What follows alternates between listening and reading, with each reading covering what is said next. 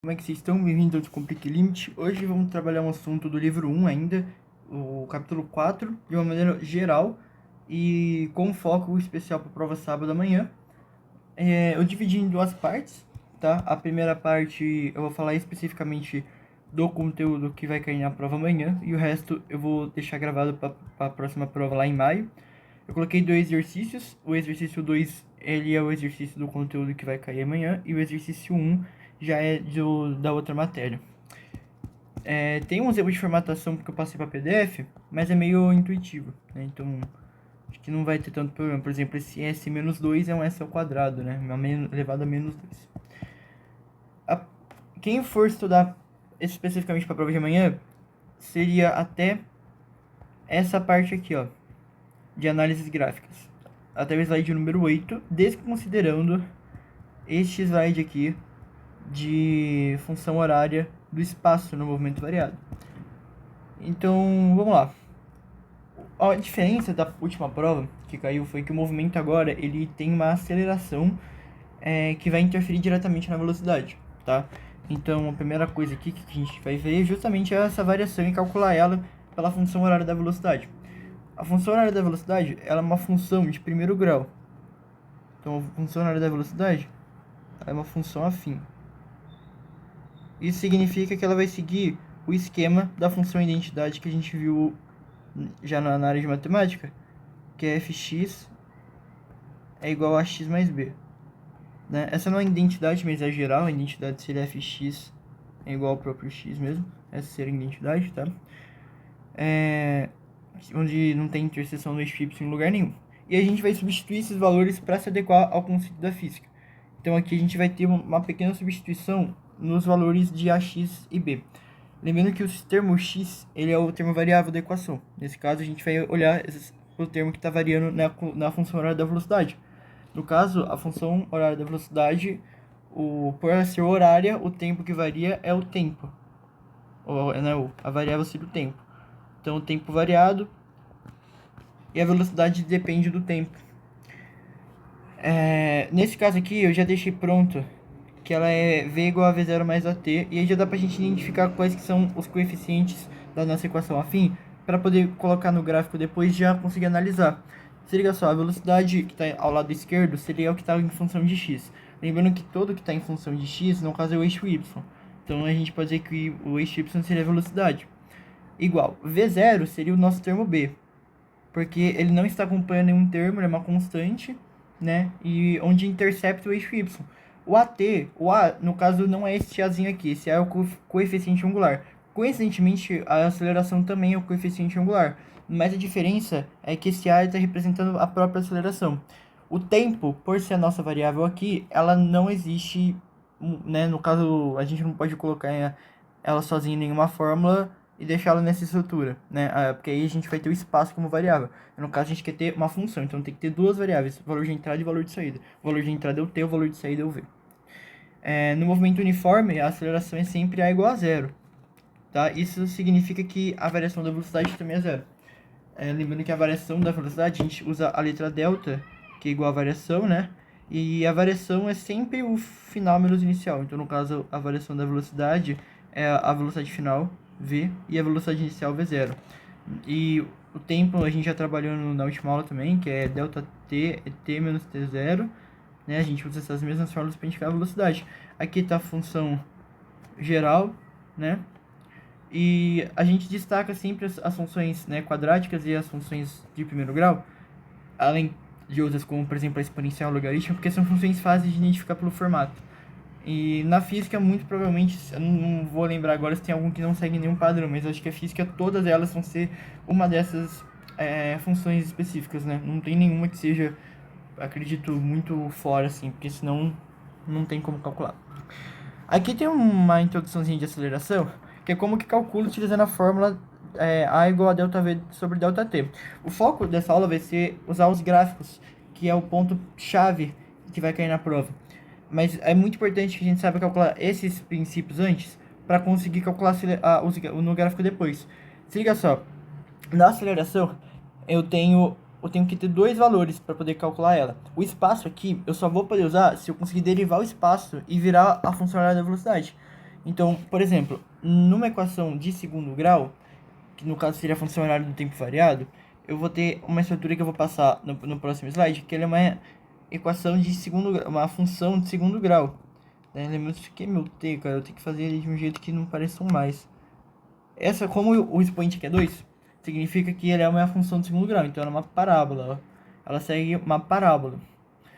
E então, né, parábola, nas aulas de cálculo básico, assim, conceitos básicos, a derivada do espaço quadrático vai ser sempre uma velocidade, a forma da velocidade. Porque a derivada de uma quadrática é a própria função afim, né? Onde tangencia esse lado aqui, graficamente interpretando, onde tangencia essa parte da parábola. Então, a aceleração ela só acontece se eu tenho a velocidade e o tempo. Porque se a velocidade ela for sempre constante, a aceleração vai ser nula, óbvio. Isso já serve para a outra frente de física também, né, que é a física dinâmica, né, as duas são matérias clássicas, só que essa frente ela vai pegar dinâmica. Na aceleração, eu vou ter a velocidade sempre em metro por segundo e o tempo por segundo. É muito importante para você descobrir qual que é a unidade de medida, você só dividir as unidades de medidas. Como a aceleração é a razão entre a variação da velocidade pelo tempo, eu posso substituir os valores da unidade de medida em cada um. Da velocidade, eu sei que é metro, eu vou colocar sempre os colchetes para indicar que eu estou fazendo uma operação com as unidades de medida. Metro por segundo aqui, dividido pelo tempo, que já está em segundo. Repara que aqui eu tenho metro por segundo dividido por segundo. Se o segundo ele está dividindo o metro e depois se autodividindo tudo isso aqui, a aceleração vai ser igual a metro e o segundo está dividindo duas vezes. Na matemática, quando algo repete produtivamente duas vezes, a gente eleva ao quadrado. E é comum a aceleração, ela vem como metro por segundo elevado a menos 2, porque matematicamente é a mesma coisa. Então, no caso, a fórmula vai ser sempre metro por segundo. Aqui é só fazer um cálculo de variação. Por exemplo, a velocidade aqui, ela variou, né, ΔV, ela variou 8 metros por segundo, enquanto o tempo varia 1 segundo. Só que aqui eu vou ter uma outra variação, que é de 18 para 24. Isso é 6, né? 6 metros por segundo. Só que aqui o tempo variou 2 segundos. Você vê que não é constante. A gente tem a velocidade de movimento variado. Então a gente tem que pegar a aceleração média. A aceleração média é só você pegar os instantes e fazer o cálculo. Então no caso, eu peguei o intervalo de t igual a 4 a t igual a 0 e a velocidade variando de 10 a 20. Então no caso de 20 para 10, a velocidade média aqui seria 15, só que a gente não usa esse valor. Mas só para você ter uma ideia, que a velocidade média aqui geral foi 15. E o tempo médio aqui foi 2. Repara que isso aqui não dá a resposta que a gente precisa, porque aqui a gente tem que calcular a subtração da variação primeiro. Então seria 10 por 4, que aí sim a gente chega na resposta 2,5, tá? Agora aqui, da função horária do espaço, no movimento variado, que entra onde a gente interpreta geometricamente o gráfico da velocidade pelo tempo.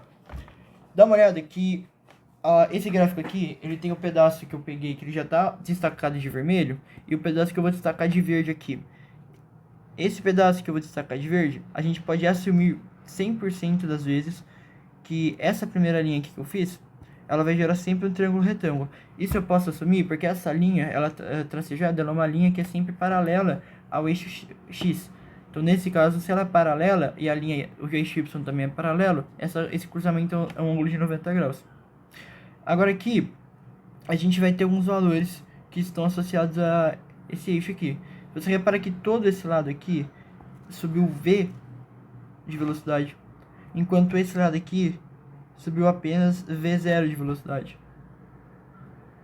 Tá? Porque eu já deixei pronto, né? Porque aqui seria V0 menos 0, porque a inicial também é 0, tá? E aqui seria V menos V0, eu já tirei o 0 porque aqui eu consigo ver que é 0, né? Senão a gente iria ter que fazer um outro cálculo aí. A área, você repara que a gente consegue calcular porque é uma área de trapézio. E a área de trapézio, ela é sempre base maior mais base menor, né? Vou colocar com letra maiúscula maior e menor, que multiplica a altura, e tudo isso você pega pela metade, por causa que a metade é do triângulo. Então no caso eu faço a soma das bases, multiplico pela altura e divido por 2, porque ela não é quadrática. Aqui eu tenho o A que significa área, e ela é numericamente igual, eu vou colocar esse N indicando que não é igual especificamente por causa da unidade de medida, mas numericamente igual ao deslocamento, tá? Porque repara que a gente calculou anteriormente que a fórmula do deslocamento, a gente tem algumas para calcular. A primeira é o espaço final menos o espaço final menos inicial, e a outra é se a gente rearranjar a fórmula da velocidade e achar a velocidade pelo tempo. Só que repare que é justamente isso que vai ter pra gente. Porque as duas bases, que são os dois lados que são paralelos aqui, esse lado aqui é paralelo a esse, e esses lados não são paralelos porque esse aqui está inclinado. Então a base maior é V e a base menor é V0. Então repare que a base é justamente a velocidade. Então aqui a gente tem a velocidade. E repara que a altura do que eu estou calculando aqui também, ó, a altura é justamente o tempo, ó, porque o trapézio está inclinado de lado, né? Então essa aqui seria a própria altura. Então aqui seria o tempo. Repara que eu estou calculando justamente V vezes dt. A diferença é que eu estou dividindo por 2, tá? Então poderia pensar que seria metade da velocidade? Não, por causa dessa parte aqui. Repara que a velocidade é v0 mais at. Essa é a função horária da velocidade. A gente sabe que o ΔS aqui seria S menos S0. Então, na hora de você calcular, você vai substituir os valores que você precisa até você chegar nesse resultado. Por isso que, na hora de achar a função horária, a gente substitui o ΔS por S menos S0. E aí a gente chega nisso aqui. Lembrando que o 2 que a gente chegou lá atrás, que era da fórmula do trapézio, ela mantém aqui, né? O 2 ele vai manter aqui. A função é quadrática, né? Então o 2 ele sempre vai aparecer aqui por causa que eu estou multiplicando o t duas vezes, certo? E ainda estou multiplicando o t mais uma vez, na real. Aqui, né? Só que a diferença é que aqui ele está sendo multiplicado pela constante v0. E repara que aqui a gente pode derivar essa função. Então, ao derivar essa função, a gente tem que seguir algumas regrinhas de derivação básica. Primeiro que a derivação do espaço, por definição, a gente já pode dizer que seria a velocidade. Então, repara que eu vou pegar o s e eu vou trocar por velocidade. Toda constante não tem derivada, tá? Então, todo valor linear como S0 não tem velocidade, não tem valor, ela é zero. Porque a gente está numa função linear, uma função fim, né? E depois é uma função constante. A gente não tem o início. Então, toda vez que isso aparecer, é zero. Constante é zero. S0 é zero. O V0 aqui não entra como constante justamente pelo motivo de que ele está sendo multiplicado pelo tempo, tá? Mas na hora de fazer a derivação por parte, eu vou conseguir jogar o tempo lá atrás, né? Então, o tempo, nesse caso, e o V0, eles fazem parte da derivação por partes. Então, nesse caso, vai ser zero dessa constante, mais D0 aqui, porque eu estou derivando, fechou? Eu estou derivando, então a constante T é T elevado a 1, tá? Se é T elevado a 1, é a mesma coisa que na hora do derivar, vai ficar 1 menos 1, 0. Então, isso aqui é V0 vezes 1, porque a constante aqui ela não é zero porque ela está sendo multiplicada. E o segredo está aqui, ó. 2, como razão, é zero porque é constante. Constante some. Mais o 2, lembra da regrinha? Eu vou tirar 1 do expoente e jogar o 2 para lá. Então vai ficar 2. E a aceleração aqui. E o espaço vai passar para o outro lado. E junto com essa outra que a gente cancelou, a gente vai colocar como ΔS. Não é a função horária da velocidade, tá? Porque aqui eu esqueci de colocar o quadrado, fechou? Porque esse aqui é quadrado, que seria quadrado. A gente chega justamente na fórmula da equação de Torricelli. V quadrado é igual a V0 quadrado mais 2A ΔS, tá? Reorganizando os termos aqui, porque o V é quadrado, tá? Porque eu joguei pra cá. Você chega nessa derivação aqui, de maneira muito simples, né? Claro que tem várias partes e etapas para chegar nessa derivação.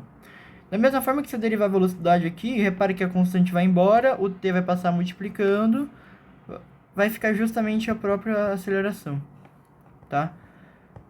Velocidade média agora é um tópico muito complicado, porque velocidade média não necessariamente é o meio termo entre as duas velocidades. No movimento uniforme é o meio tempo porque os tempos, os instantes de tempo de t eles estão caminhando de uma maneira uniforme junto com o espaço. Está caminhando de maneira uniforme, logo a velocidade média seria sempre o meio termo entre eles. Só que aqui a gente tem que pensar sempre em velocidade média como dois conceitos diferentes.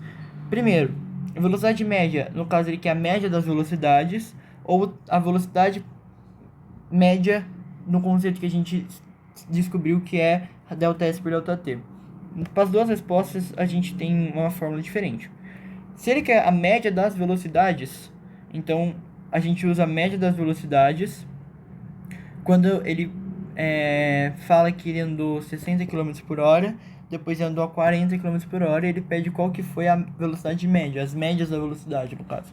É uma média aritmética. Se ele andou 60 km por hora, e depois ele andou a 40 km por hora, se a gente for pensar em média como média aritmética, nesse caso, a velocidade média é a soma das duas.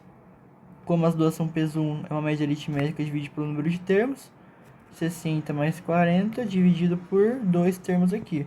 Eu posso simplificar o 2 com esses dois aqui, vai ficar 30 com 20, vai dar 50. Essa seria a tal da velocidade média, no conceito matemático. Mas aí a gente vai ter que apelar para a média harmônica, se a gente for falar no instante físico da média harmônica.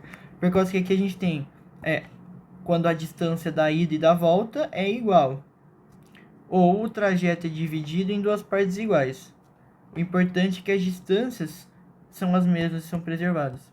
Nesse caso, a gente vai ter que usar a média harmônica. Por quê? Porque a velocidade média do primeiro trecho é a distância pelo tempo do primeiro trecho e a distância pelo tempo do segundo trecho. Então, a gente tem a distância total sendo 2D, duas vezes a distância, porque elas são iguais, beleza? E o tempo total eu vou remanejar a fórmula, lembra? Velocidade é ΔS sobre ΔT. A gente descobre que eu posso passar o ΔT, vai ficar ΔT vezes velocidade, é ΔS, porque eu dividi os dois lados eu multipliquei os dois lados por ΔT. Então eu vou passar o V dividindo para sobrar o ΔT, vai ficar ΔS sobre velocidade. Então aqui o ΔS do primeiro instante de trecho, se eu tenho um instante aqui de 100 da ida e da volta, ou que a distância são iguais, está percorrendo um trecho de 100 km exatamente, a metade você repara que a distância aqui também é 50 km e a distância aqui, pelo mesmo motivo, é 50 km. Então você concorda que eu posso generalizar e falar que aqui é D, e o total eu posso chamar de 2D. Por causa disso, dessa possibilidade de eu chamar isso de 2D, eu consigo usar a média harmônica para calcular essa igualdade entre os dois trechos. Porque eu andei a velocidade diferente, eu passei tempos diferentes. Então a única coisa que me garante que é igual é a distância. Se não, não consigo utilizar, eu vou ter que recorrer de novo à velocidade média ou movimento variado, dependendo do caso. Eu vou usar a fórmula Vm igual a ΔS sobre ΔT. A gente sabe que ΔS, a gente acabou de calcular que é 2D, é D numa parte, D na outra parte, o D para ir, D para voltar é sempre a mesma, uma constante, só que eu estou percorrendo essa mesma constante duas vezes, então 2D dividido pelo. Agora você vai ver que eu vou ter o tempo total, não é a soma dos dois tempos. D por V1 mais D por V2. Como as distâncias são iguais, eu posso simplesmente entender que esses valores aqui são os mesmos, certo? O que me dá a liberdade de anular e reorganizar os termos aqui sem o D, apenas com a velocidade. Você vai chegar nesse resultado aqui, ó, 2 vezes V1 por V2 dividido por V1 mais V2. Isso aqui é só reorganizando os termos da própria fórmula que a gente viu, tá? Beleza. O próximo é o gráfico da velocidade pelo tempo. Aqui mudou algumas coisas, né? Aqui, o gráfico que eu usei, ele era um gráfico de velocidade pelo tempo, só que a gente usou esse gráfico como base para descobrir o deslocamento. Aqui não. Aqui, repara onde eu quero chegar. Trigonometricamente, isso aqui a gente afirma que é um triângulo retângulo por se tratar de um plano cartesiano. E nesse plano cartesiano, essas retas são sempre paralelas entre si, então isso aqui é 90 graus. Se isso aqui é 90 graus, e o ângulo, eu coloquei o ângulo aqui, o ângulo vai estar posicionado aqui, esse é justamente o ângulo oposto, o lado oposto e o lado adjacente. Então essa aqui é a hipotenusa. Isso me dá a liberdade de dizer que a tangente de alfa, a gente sabe matematicamente que ela é calculada pelo cateto oposto e a hipotenusa, pelo cateto oposto e a hipotenusa, né? E o outro cateto, na real. Seno, né, que seria o cateto oposto pela hipotenusa. Aqui não, aqui a tangente é a razão dos dois catetos. Só que repara que um cateto é o ΔV e o outro cateto é o ΔT. Porque se eu tô falando do gráfico eixo X, a razão V por T seria a tangente. Porque V seria um cateto e o T seria outro. Porque são os dois eixos, né? Então, no caso, o OP eu vou chamar de ΔV. E o adjacente eu vou chamar de ΔT. A razão entre eles é a tangente. Tangente a gente calculou lá que era a razão. Então, ΔV por ΔT. Só que repara que isso aqui é a mesma coisa que a aceleração. Então, a tangente do alfa ele é numericamente igual à aceleração. Num gráfico, né? Isso aqui em um gráfico em V por T. Que seria esse gráfico da velocidade pelo tempo. Então aqui eu dei uma explicada legal, né? X é a variação do tempo e y da velocidade. Razão e aceleração e a tangente numericamente igual. No movimento uniforme é uma linha reta. Isso implica que a área seja numericamente igual ao deslocamento escalar. Por quê? Porque aqui eu estava calculando razão. OP por ADJ, ΔV por ΔT. Aqui eu estou calculando o produto. Eu não tenho um triângulo para calcular razão. Não tem razão aqui nenhuma. Eu não posso calcular ΔT pela velocidade. A velocidade ela tá como V porque ela não é uma variada. Ela é constante. Por isso que o gráfico é literalmente uma função constante. E aqui ficou cortado, mas o eixo X no caso seria o T. Nesse caso, a gente sabe que isso aqui é um quadrado, de novo, um retângulo, na real, um quadrilátero, assumindo que isso aqui é paralelo a essa aqui. Então, assumindo, né, claro, e a gente pode assumir isso, que ΔT, nesse caso essa linha ΔT, essa reta ΔT, ela é paralela ao esse outro eixo aqui, ó. Aqui no caso embaixo seria ΔT, e em cima seria justamente a velocidade, que seria a reta da velocidade. E aqui é a velocidade em si, né? Esse lado direito e lado esquerdo é a própria velocidade. Nesse caso aqui, eu não posso, se eu calcular a razão, geometricamente não significa porra nenhuma, a não ser que eu tenha um triângulo aqui, só que a gente tem que fazer essas linhas terem sentidos, né? No caso da hipotenusa, a gente não pode dizer que tem sentido algum. Aqui a gente pode dizer que é velocidade, aqui eu posso dizer que é ΔT. E a hipotenusa não poderia ser aceleração, porque não tem um outro eixo, né? Não a gente está falando do plano ortogonal que tem 3. A única coisa que nos resta é calcular produto. Então seria ΔT por V.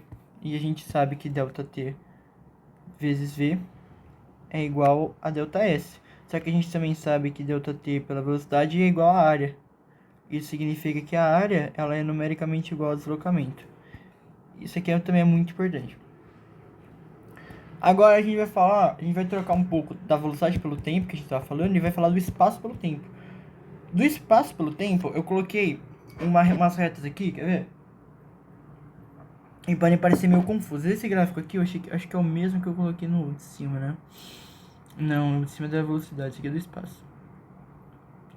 A ideia é literalmente a mesma. Repara que ΔS aqui é o espelho do eixo aqui. Porque aqui eu tenho a reta e eu tenho aqui o S0. Certo? No caso, S0 ele se encontra aqui porque é a origem do movimento. Se o S0 se encontra aqui, na real, o gráfico, ele, ao meu ver aqui que eu não reparei, ele estaria incorreto. Porque o S0 tá aqui, então teria que começar aqui, né? Para poder ser representar de uma maneira real. Eu não me atentei a isso.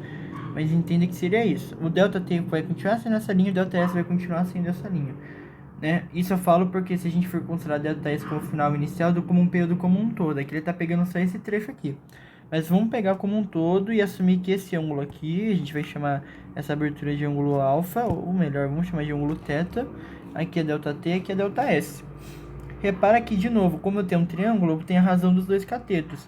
Se eu pegar ΔS e dividir por ΔT, que seria o cateto oposto pelo cateto adjacente, isso aqui vai dar a própria tangente. Só que a gente sabe que a tangente de θ agora é numericamente igual a ΔS por ΔT, que nesse caso seria a velocidade. Isso só acontece se a gente está falando de movimento uniforme, tá? Porque a razão entre o deslocamento escalar pelo tempo, ela é numericamente igual à tangente, tá? Já no movimento variado, agora vai mudar. Por que que vai mudar? Porque a função horária, ela é quadrática. porque ela segue um formato ax² mais bx mais c. Se a gente for parar para pensar qual que é cada um, a gente sabe que o termo que está elevado ao quadrado é o tempo, que acompanha b, seria a velocidade inicial, o a seria a aceleração, e o c, que é a constante, seria o próprio s0. Nesse gráfico aqui, esse gráfico é uma parte de uma equação, de uma função quadrática da velocidade pelo tempo. Muito provavelmente é uma velocidade onde o angular é positivo, então a aceleração é positiva, porque você está vendo que ele tende a subir. Então, nesse caso aqui, eu vou traçar uma reta tangente. A primeira coisa que eu vou fazer é pegar essa curva e traçar uma reta tangente, tá? A gente vai querer achar a velocidade instantânea. A função horária, né, de segundo grau, e também, por ser uma equação de segundo grau, existem dois momentos onde s igual a zero. Isso é meio óbvio. Se a gente tem uma equação real, como a física trabalha com coisas reais, a gente está falando do plano real. Nesse caso, a equação de segundo grau tem como ter duas raízes positivas. Não é obrigada a ter, mas ela tem que ter, ela pode ter até duas raízes. E essas raízes sempre serão positivas, senão o movimento praticamente não existe. Porque a gente não tem nenhum valor x que torne essa função zero, a não ser no complexo. Só que no caso, vamos lembrar que o x é o tempo. Então ele sempre tem que ser positivo, o que implica com que ele nunca possa passar aqui, né? Ele não pode, tipo, começar à esquerda, perdão, embaixo, né? Porque indica que a velocidade ela é negativa. Assim a gente pode dizer, por exemplo, que aqui t é igual a menos 2. Não existe menos 2t. Tá? O início dela sempre vai ser no eixo, no quadrante da direita. Se eu traçar uma reta, repare que eu tenho o ponto P0 e eu tracei uma reta. Esse ponto P0, perceba que é o mesmo ponto que eu fiz aqui com a reta R, tá? Esse mesmo ponto que eu fiz aqui, eu estou colocando ele aqui embaixo. Do P0 vai formar o ângulo θ0, o ângulo α0. Esse ângulo α0, repara que aqui eu tenho um momento muito pequeno, um instante muito pequeno da velocidade do espaço, que eu vou chamar de ds, onde d vai ser um número, uma letra minúscula, porque eu vou usar cálculo aqui. E aqui eu tenho ΔT, não vou deixar dt porque o tempo não é significativamente pequeno aqui. Mas você está vendo que ele quer um período onde o deslocamento ele é significativamente pequeno, né? Nesse caso a gente vai usar o limite, tá? Você vê que o ΔT nessa reta aqui ele sempre continua, mas especificamente nesses pontos de tangência vai gerar um ângulo. A aceleração instantânea, a velocidade instantânea nesse caso, porque eu estou falando do espaço, a velocidade instantânea, ela tem que estar em função do ângulo θ, tá?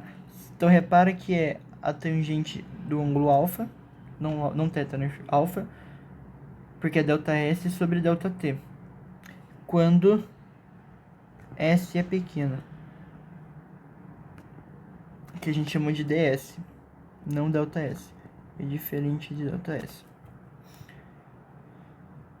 Beleza, então se liga só, a sua velocidade instantânea é numericamente igual a tangente, justamente pelo motivo que a gente descobriu agora, que é dessa propriedade da reta. Ou eu posso fazer mais ainda e colocar uma reta secante, como eu fiz aqui, de P0 até P2, que é R2. Aqui o alfa 2, você vai ver que essa reta vermelha, ela está cortando o ângulo, não sei em qual proporção e não preciso saber também, mas isso vai me dar uma forma de calcular um triângulo e eu consigo achar a velocidade média a partir daqui. A velocidade média é a razão do deslocamento pelo tempo, tá? Se eu tenho deslocamento pelo tempo, eu tenho que achar pedaços do gráfico onde elas são uniformes. Se eu achar pedaços uniformes. Mas essa reta aqui me permite traçar de P0, da posição 0 até a posição 2, de uma maneira que eu consiga formar um triângulo retângulo, pelo mesmo motivo das retas serem paralelas entre os eixos. E vai me dar isso aqui, ó. A velocidade média, eu posso só calcular essa razão num triângulo maior. Porque se eu usar esse triângulo menorzinho, eu vou calcular instantâneo. Eu não quero instantâneo, eu quero velocidade média. Porque eu quero um período uniforme, que nesse caso eu consegui de S0 até S2, de T0 até T2. Mesma velocidade sendo representada por essa linha vermelha, de uma maneira que ela é quadraticamente crescente. Para análises gráficas, eu coloquei só as relações aqui, né? No gráfico ST, a velocidade instantânea é a inclinação da tangente. No gráfico VT, a velocidade média é a razão de ΔS por ΔT, ou seja, a aceleração instantânea é a inclinação da tangente. Aqui a gente está falando de espaço, né? Se eu fosse pegar o de velocidade, o conceito é o mesmo. É que aqui eu não tenho uma velocidade quadrática, né? Eu tenho uma velocidade linear, afim, né? De primeiro grau, que é uma reta. Também por ser uma equação de segundo grau, a gente pode dizer que a área do gráfico aqui é igual a variação da velocidade no gráfico da aceleração pelo tempo. Porque aqui, como eu derivei duas vezes, né? Aqui eu derivei uma vez, aqui eu derivei outra vez. A derivada quadrática é afim e da afim é constante. Da constante ela não é mais função, né? Então esse é o máximo que eu consigo derivar e ela continua existindo. Aí por último, aqui tá a questão de movimento acelerado e retardado. O movimento acelerado é quando os módulos são iguais, né? Ou se falar módulo, na real, os sinais da velocidade da aceleração são iguais. Menos e menos, mais e mais. Se for oposto, ele é um movimento retardado, porque a aceleração está freando o carro. De uma maneira geral, né? Agora, aqui eu preciso, de alguma forma, para ter uma fórmula da velocidade, que eu consiga utilizar o tempo, o espaço, ao invés do tempo. Porque às vezes eu não consigo. Eu não tenho nem aceleração nem o tempo, eu só tenho espaço. E se eu tivesse espaço com aceleração, você vê que vai sobrar o t aqui nessa equação. A gente precisa de um jeito de achar esse t. O ponto de partida aqui vai ser a única equação que a gente descobriu por enquanto da velocidade, que é essa aqui.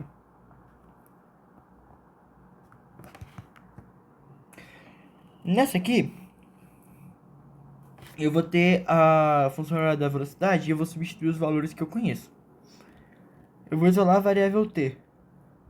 Primeira coisa que eu pego na fórmula, v é igual a v0 mais a t. Primeira coisa que eu pego na fórmula, eu substituo o t, para o t ficar isolado.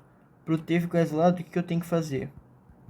Eu tenho que passar o v tá aqui já, beleza. O v0 tá aqui, ele tem que ficar negativo, o a tá multiplicando, vai ter que dividir. A gente sabe, a gente acabou de achar aqui de novo o ΔV. Só que eu vou manter na forma v menos v0 como tá aqui. Aí eu vou pegar a fórmula que eu descobri e eu só vou fazer uma pequena mudança. Onde está at quadrado sobre 2, você repara que se é um produto, né? Se é um produto, eu posso deixar assim, ó. A sobre 2 t quadrado. Porque repara que eu estou fazendo o oposto, né? Eu posso separar, porque se eu tiver um aqui multiplicar, vai cair no mesmo caso aqui. Por que eu fiz isso? Eu vou substituir o valor de t nessa função. Então, s igual a s0 mais v0 quadrado, v0t, né? O t é v0, v menos v0, dividido por a. Beleza.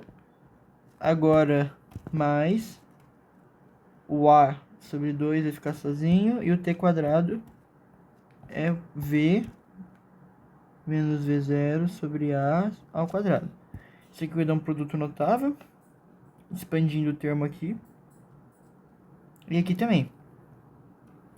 E aí na hora de substituir o termo eu tenho a variação da velocidade, que eu posso calcular aqui, que seria ΔV.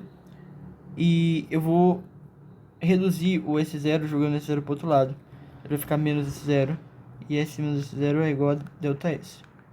Reduzindo aqui. Você vai chegar tudo nisso aqui, você vai ver que alguns termos vão se anular. Você vai ver que na hora que eu chegar no V por V0 elevado sobre A, eu vou ter V por V0 sobre A e menos V por V0 sobre A. E aqui eu tenho menos... Aqui, mais V quadrado sobre 2A. E aqui eu não posso cortar, porque aqui é sobre A e aqui é sobre 2A. Então eu tenho valores totalmente diferentes. Só que os dois são quadrados, justamente por causa da questão do quadrado aqui aparecendo no produto notável. Os termos vão se anular. E se eu rearranjar os termos com esse V0 aqui, V02, V02 sobre A, o MMC e tudo, você vai chegar nisso aqui, resumidamente. Eu quero isolar, então o 2A pode ser como eu vou jogar ele pro outro lado, vai ficar 2A delta S. Aí se eu tirei o 2A delta S, vai ficar V quadrado, V0 quadrado, e aí eu vou ter que passar o termo 2A delta S pro outro lado. E na hora que eu faço isso, eu só vou ter que rearranjar os termos. Porque se eu trocar o V quadrado com o 2A delta S, trocando os dois de lugar, eu vou ter que trocar o sinal. Então vai ficar menos V quadrado é igual a menos V0 quadrado e o menos 2A delta S. E aí eu posso multiplicar todo mundo por menos 1, se eu trocar o sinal de todo mundo não vai mudar nada. V0 quadrado, sinal mais escondido mais V0 quadrado, mais 2A delta S. Seria a equação de Torricelli. Ela é muito usada agora na queda livre, né? Que a diferença é que a queda livre é influenciada pela resistência do ar. Aqui eu não coloquei a forma da resistência do ar, porque vai ter que calcular a densidade do ar também, né? Então eu só tô deixando mais simples para deixar isso só no livro 3. No livro 2, eu acho. 2 ou 3.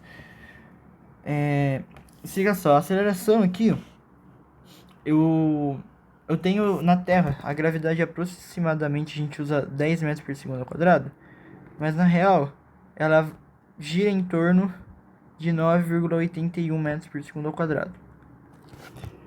Isso significa que um objeto que vai entrar em queda livre vai depender de forças que levem ela para baixo.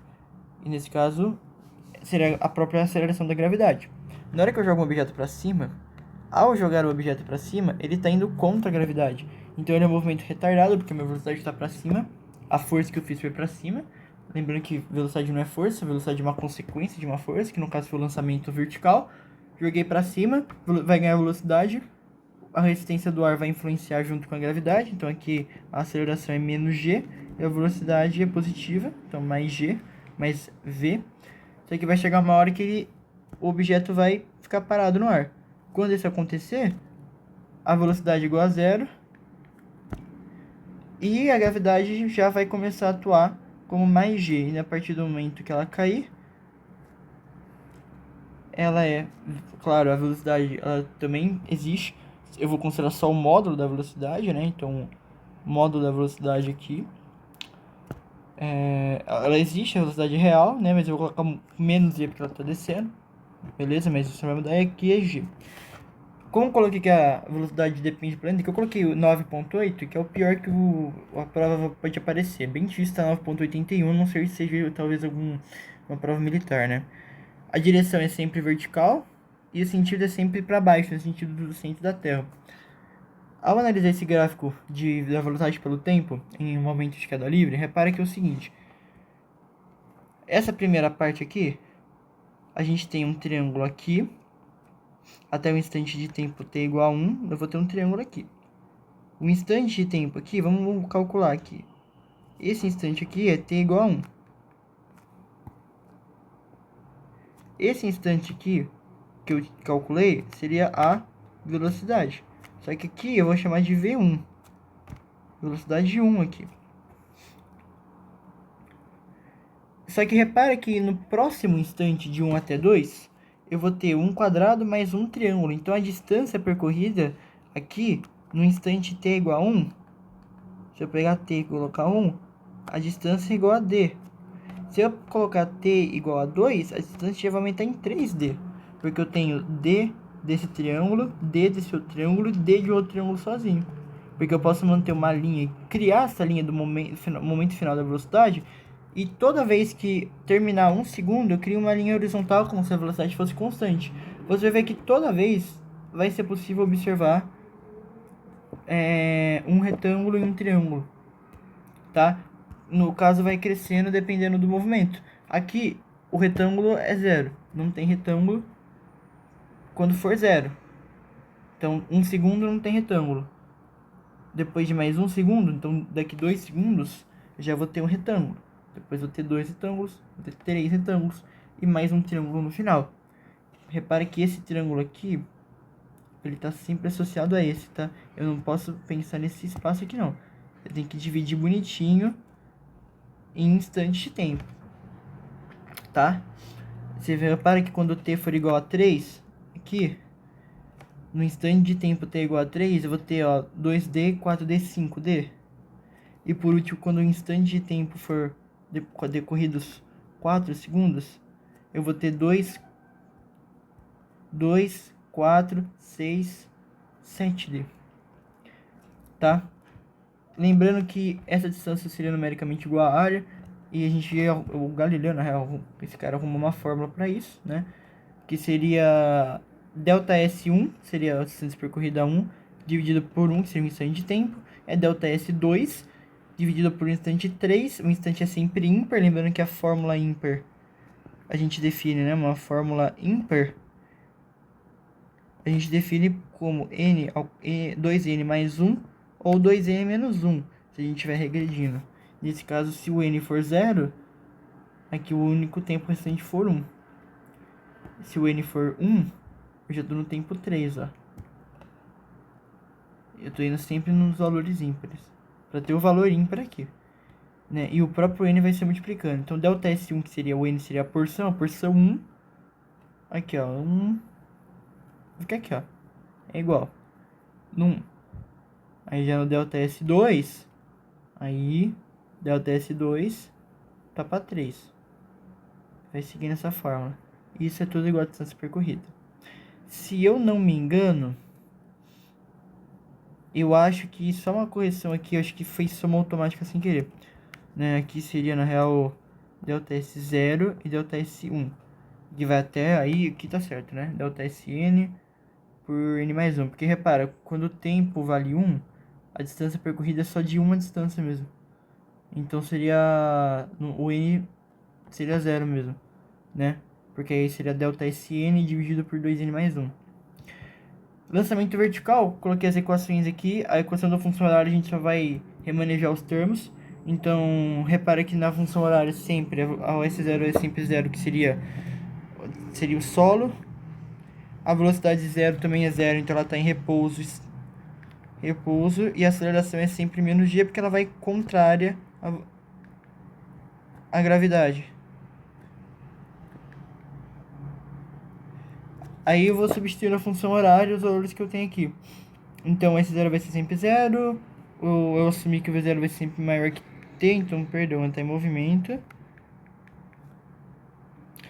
Não, está em repouso. A velocidade inicial é sempre em repouso, né?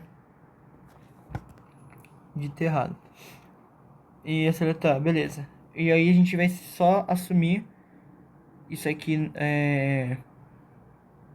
usando a função horária da velocidade, a gente criou que a velocidade V0, o AT, que é esse prefixo aqui que fica aqui, é o mesmo, só que esse aqui no caso seria tirar um expoente, né? Dividir então por T, praticamente. A gente tem GT aqui, enquanto aqui a gente tem GT quadrado por 2. Repara que isso aqui é literalmente o processo de integração.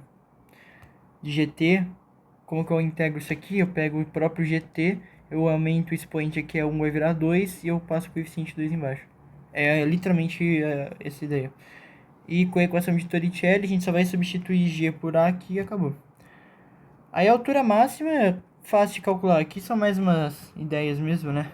A velocidade vai zerar porque ela é uma parábola, né? Eu vou jogar, vai chegar uma hora que ela vai parar de andar. Esse aqui é o vértice, né? E o vértice é igual à altura máxima. Tá? Aqui eu tenho os dois valores onde está no solo, né? Que seriam as raízes. Aqui eu tenho a subida. E aqui eu tenho a queda. Repara que por tratar de uma equação quadrática, que a gente já viu, ela é simétrica, né? Equações quadráticas são simétricas. Então isso aqui é igual a isso. Então tempo de queda. Então a queda é igual a subida. Igual a gente colocou aqui.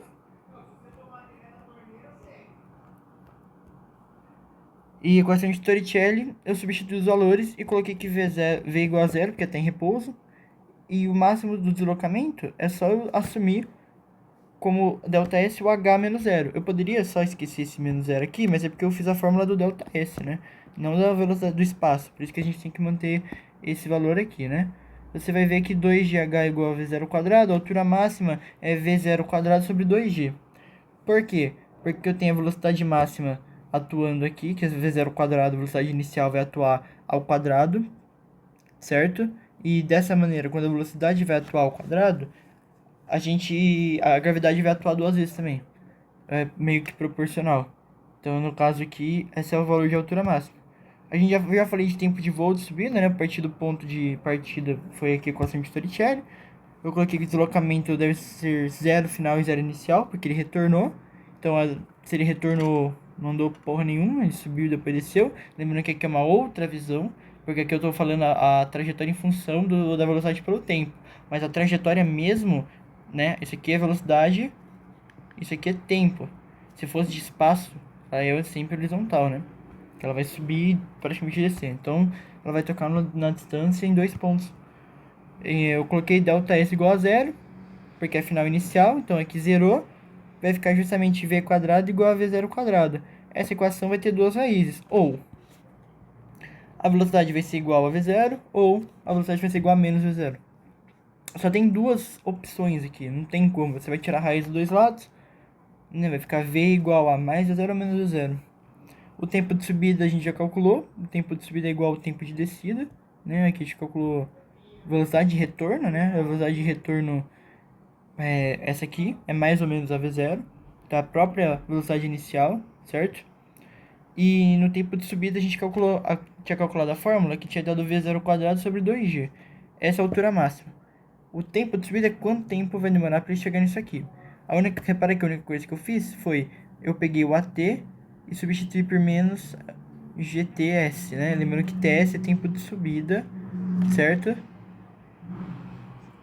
É o tempo de subida. E a gente sabe que TS é isso aqui. O tempo de subida, a gente calcula V0 sobre G. Por quê? Por causa que se o tempo, a altura máxima é essa, eu quero saber qual que é o tempo. É a razão entre o V0 e o G, tá? Porque a aceleração é menos G. Lançamento vertical, agora é tempo de descida de voo. Tempo de descida, tempo de voo, né? O tempo de descida é igual ao tempo de subida, né? O tempo de descida é igual ao tempo de subida. Show? A gente colocou que TS é V0 sobre 2. O tempo de voo é duas vezes. Então o tempo de subida é igual ao tempo de descida, que é metade do tempo de voo. Que é metade para subir e metade para descer. Resolvendo exercício, eu vou começar pelo 2, que é o exercício 2, ele é de cinemática, então é cinemática escalar e tal, o conceito que vai cair na prova. E depois a gente passa pro 2, que aí a gente se preocupa com isso só daqui 20 dias, por aí. Na empresa de transportes, precisa efetuar a entrega de uma encomenda o mais breve possível. Analise o trajeto. O trajeto apresenta dois trechos. Deixa eu pegar outro aqui. Dois trechos de distâncias diferentes e velocidades máximas permitidas. Diferentes.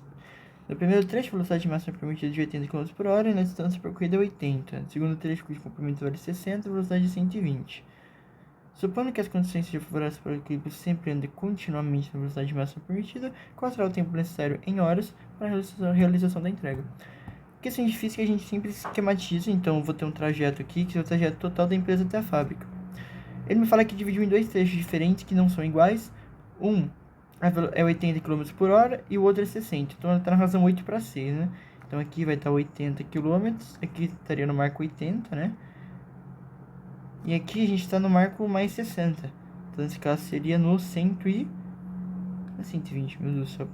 140 km aqui. O tempo aqui que eu levo é 80 km. E o tempo aqui é 60 km. Eu sei que a velocidade máxima, eu vou colocar max, é 80 km por hora. E a velocidade máxima aqui é 120. Repara que ele leva 1 hora no primeiro trajeto para percorrer 80 km. Só que repara que eu já respondi. Se a velocidade é 80 km por hora, ele tem que percorrer 80 vai dar 1 hora. Já aqui, em 1 hora, no segundo trecho, ele vai percorrer 60. Beleza? Porque eu tenho 1 hora, ele vai percorrer... Opa, 1 hora ele vai percorrer 120. quilômetros. Só que ele tem que percorrer 60. Então, em meia hora, no segundo trecho, ele vai percorrer os 60. Repara que ele gastou 1 hora para percorrer 80. Ele gastou mais meia hora para percorrer 60. Então, isso significa que o tempo total é justamente a soma disso aqui, que é 1,5 horas, porque ele pede em função das horas. Tá? 1,5 horas. Se ele não tivesse pedido em função de horas, a gente poderia colocar assim 90 minutos, que estaria certo. Então, resposta 1,5, letra C. Já essa aqui, a 1, a gente tem que calcular ela a partir de um conceito que é um pouquinho mais complicado. Esse conceito, a gente vai ter que aplicar duas partes de lançamento, vertical e lançamento horizontal, para a gente descobrir a velocidade e o que ele está pedindo, que no caso, a medida que é a distância, o alcance vertical. Resumidamente, ele quer a altura máxima. Então, vamos ler isso aqui. Um deles quer saber até que altura o jato de água alcança a partir da saída de água quando a mangueira está posicionada totalmente em direção vertical. Outro colega, eles posicionam a saída de água na mangueira na direção horizontal a 1 metro de altura em relação ao chão. Em média distância horizontal entre a mangueira e o local de injeção. A distância foi de 3 metros. Por isso, eles colocaram o alcance vertical do jato de água. Considera a aceleração da gravidade como 10 metros por segundo ao quadrado. Vamos lá. Primeira coisa que a gente tem que fazer aqui é pensar e colocar o experimento. O primeiro experimento é o horizontal, ou seja, lançamento horizontal, o lançamento vai subir. A gente quer saber exatamente o lançamento, a altura máxima do alcance vertical, que seria o alcance com a mangueira deitada. E repara que no experimento horizontal, a mangueira está posicionada a 1 metro do chão. E aí no experimento vertical, eu vou apontar ela para cima. Repara que no horizontal, eu vou ter a mangueira aqui, eu vou fazer de verde para aparecer a mangueira. Eu tenho a mangueira para cá, vai aparecer um vetor mesmo. E ela está a 1 metro do chão. Só vou trocar o lado, que eu acho que é melhor fazer aqui. A mangueira está saindo em sentido da seta. A força da gravidade, nesse caso que está atuando o corpo, é uma força para baixo. Certo? A gravidade, eu vou colocar aqui, é a força G, ela está atuando para baixo. Repara que na hora que a mangueira soltar água, a gravidade vai jogar ela para baixo. Com uma aceleração de 10 metros por segundo ao quadrado, que depende do tempo, a gente consegue descobrir onde ele está. A velocidade inicial é horizontal, né? A gente vai precisar dela para achar. Nessa fórmula aqui, eu vou passar aqui pausa a fórmula. Eu vou usar a fórmula do lançamento da queda livre, né? Perdão. A queda livre... Aqui, eu coloquei a queda livre aqui. Coloquei a queda livre aqui, né? A queda livre a gente substitui o S, porque é o serial em relação à altura. O zero vai embora, aí o V0T a gente já substituiu, né? Só que lembrando que aqui no caso do V, o V0 ela é nulo, porque a gente não tem como estar em velocidade, vai estar em repouso, então o tempo vai ser zero. Vai sobrar só G T quadrado, né? Então essa é a fórmula da queda livre, totalmente reduzida assim, pela aceleração de um movimento uniforme. O que vai mudar é o seguinte. Eu vou usar essa fórmula para descobrir quanto tempo leva para cair 1 metro. Porque a gente quer o momento em que ela vai cair no chão. Vamos jogar a fórmula aqui. A gente sabe que a altura é igual a gt quadrado por 2. De maneira que totalmente tranquila, eu vou substituir h por 1. Porque h é a altura que eu quero descobrir onde está. Se h é igual a 1, 1 é igual a gt quadrado sobre 2. No Enem, em qualquer vestibular, você tem que assumir que a gravidade, né, a aceleração da gravidade é sempre 10 metros por segundo ao quadrado, a não ser que fale o contrário. Aqui ele falou que também é 10. O 2 vai passar para o outro lado, vai ficar 10t quadrado é igual a 2. Repara que aqui o t quadrado vai ficar 2 dividido por 10, vai ficar 1 quinto. Aqui eu vou deixar assim, porque eu não quero resolver esse experimento. Não tem que saber o quanto tempo vai dar isso aqui. Isso aqui a gente não precisa agora. Porque o quadrado do tempo é 1 quinto. E a segunda fórmula que a gente vai usar vai utilizar o tempo em função do tempo ao quadrado. Eu não tenho que me preocupar em tirar a raiz disso aqui. Tá? Porque eu vou ter que racionalizar isso aqui. Porque eu deixo em fração, claro. Mas se eu fosse fazer isso aqui vai dar 0,2. Se não, eu vou sofrer pra cacete pra tirar isso aqui. Pra tirar a raiz de 0,2, né? Ficar a raiz de 2 sobre a raiz de 10. Tem que aproximar, vai dar um número irracional. Não precisa fazer isso agora.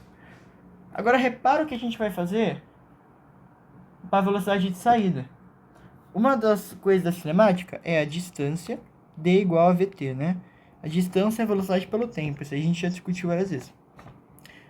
Eu sei que a distância que ela tem que percorrer, porque horizontalmente, agora, a gente foi para o experimento horizontal, né? Repara que no experimento horizontal, eu não tenho que saber a altura. A altura eu já descobri aqui que eu queria que 1 metro para descobrir o tempo que a 1 metro leva para cair, tá? Então é basicamente isso que eu tenho que saber. A pergunta é quanto tempo leva para água cair 1 metro.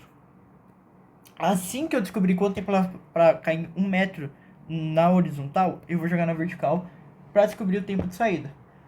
Olha o que ele fala aqui. A medida da distância foi de 3 metros. Ó, a saída de água na mangueira na direção horizontal.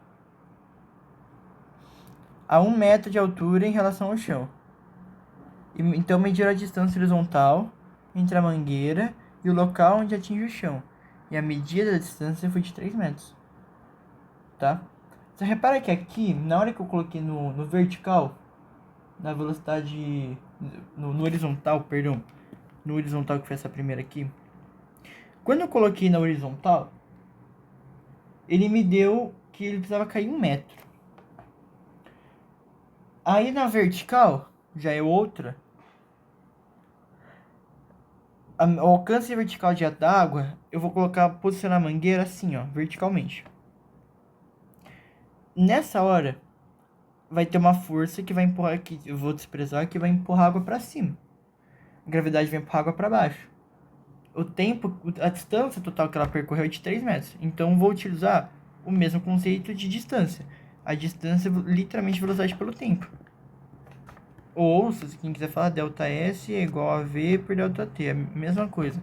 É que eu tô assumindo que eu tô partindo do zero. Então, ΔS e ΔT é zero pros dois. Aqui que tá a ponto-chave. Eu vou assumir que T eu quero 3 metros. Porque ele fala aqui, ó. A distância foi de 3 metros. 3 é igual a velocidade. O tempo, eu só tenho 1 quinto.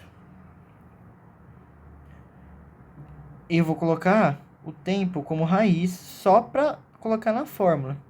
Porque aqui, se liga só o segredo aqui. O segredo é que eu vou elevar todo mundo aqui por 2.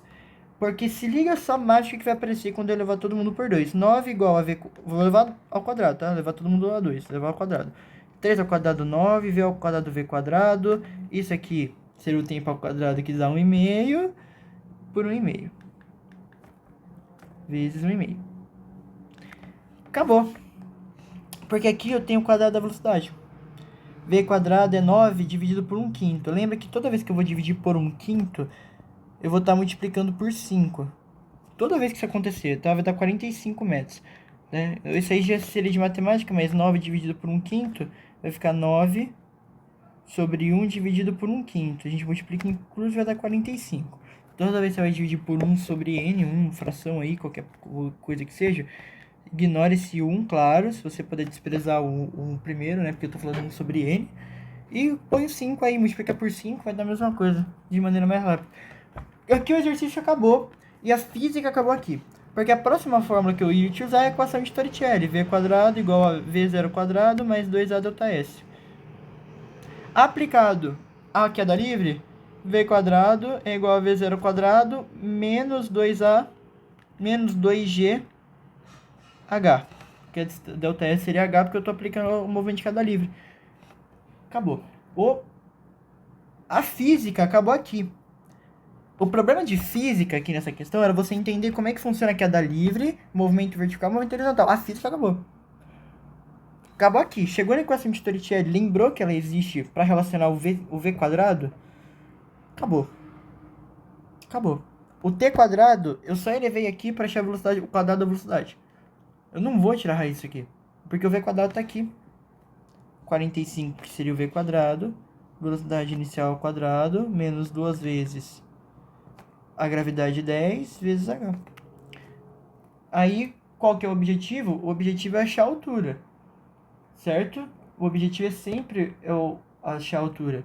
Só que repara que a velocidade final lá em cima, quando tem a velocidade, é zero. A velocidade aqui é zero, né?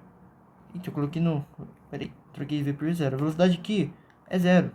Porque no topo V ao quadrado, V igual a zero. Então V quadrado vai dar zero também, certo? E a velocidade inicial que ela saiu, que a gente calculou, era 45. Né? A velocidade ao quadrado é 45. Só que no caso, quando chega no topo, a velocidade inicial era 45, né? Porque V0 é a inicial. Na hora que eu lancei era 45, então a inicial era 45. É que aqui, na hora que eu calculei esse V quadrado, eu tava calculando no movimento, né, por D igual a V por dt. Então a velocidade que percorre essa distância é 45. Então a velocidade inicial era 45 metros por segundo, tá? Pelo amor de Deus, esqueci de segundo aqui. Que eu tô expressando unidade de medida porque o objetivo é mais físico. O V quadrado tá aqui, é zero. O V0 quadrado é o próprio 45 ao quadrado. A gravidade é 10, 2 vezes 10 vezes H. 0 igual 45 ao quadrado. Aqui, na real, o quadrado do V0 é esse, certo? O V0 quadrado já vai dar 45, então eu vou desprezar o expoente. Porque eu já tenho o quadrado da velocidade, é sempre o quadrado da velocidade inicial. Que com 45, claro, né? Mas na hora de jogar sai no automático, então 45. Isso aqui dá 20. É vídeo? É. Isso aqui dá 20. Pode falar com você? Dá pra dar um pause? Peraí. Tem. Aí. O H ficou isolado. Agora, acabou. Aqui é matemática, ó. 45 vai passar por dois lados. Pro outro lado, né? O sinal igual dos dois lados é desprezível. Vai passar dividindo, trocando o sinal. 45 por 20. Se eu fosse dividir isso aqui por 10, vai dar 4,5. 4,5 dividido por 2, 2,25. A física acabou aqui. A física tinha acabado assim que você chegou na equação de Torricelli e você entendeu que dá pra fazer assim. Você entendendo como que funciona a equação de Torricelli, que você não precisa ficar tirando a raiz do tempo ao quadrado e nem a raiz da velocidade ao quadrado, você acabou o problema da física. O problema da física ele já para aqui, né? E aí eu tava dando uma olhada, porque claro que eu tive que quebrar a cabeça para resolver isso antes, né?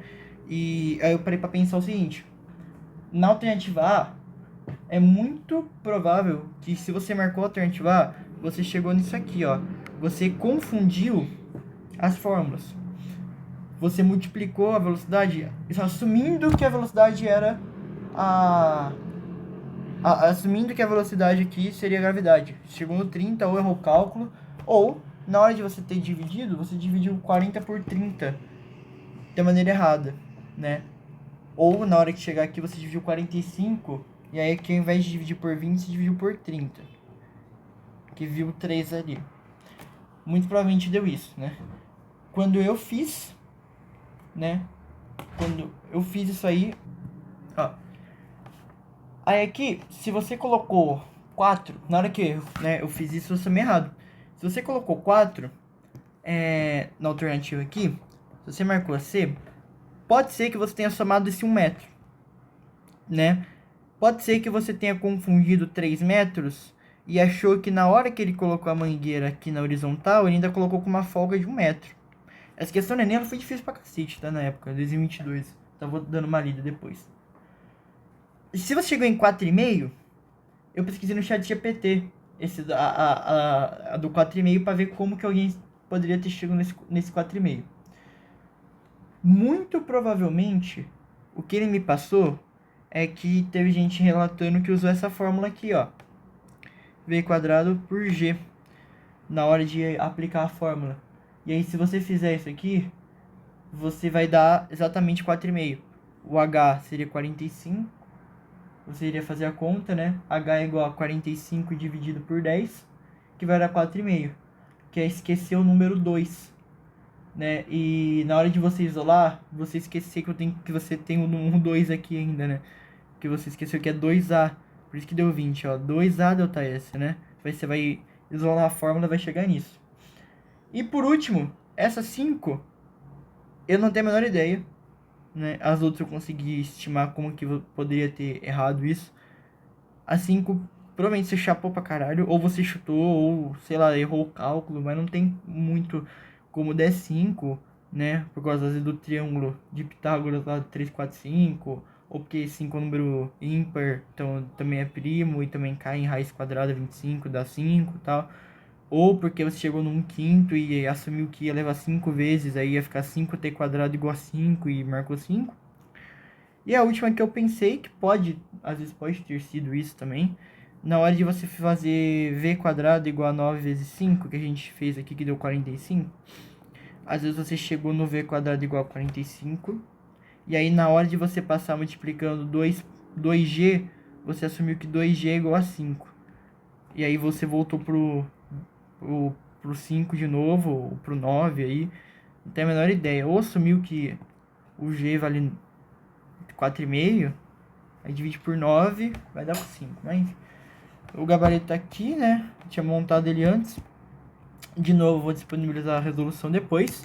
Muito obrigado pela atenção. Vamos lembrar que a prova não cai metade disso aqui. Eu tô planejando isso já para maio, tá? Então, para maio, eu vou disponibilizar. Vocês podem olhar essa aula aqui de queda livre. Próximo vídeo é cinemática angular e composição de movimentos. Tamo junto.